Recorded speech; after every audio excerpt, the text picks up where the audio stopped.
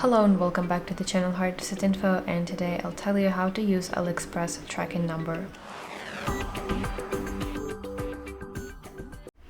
So if you go to your details of your order and then tap tracking information, basically AliExpress will show you all the shipping updates. That should be right here.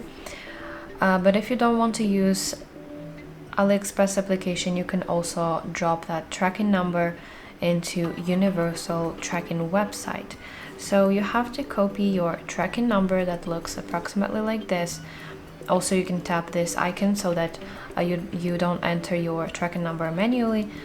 Just tap it and it will copy your tracking number and go to universal website, for example like parcelapp.com. And here you can enter your tracking number, then tap this icon, and it will pull all information from all courier systems.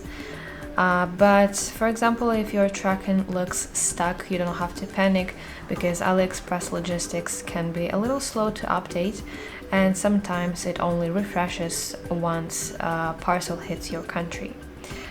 So that's basically how you can use your AliExpress tracking number. I hope that this video helps you. Please like it and subscribe to our channel for more content like this.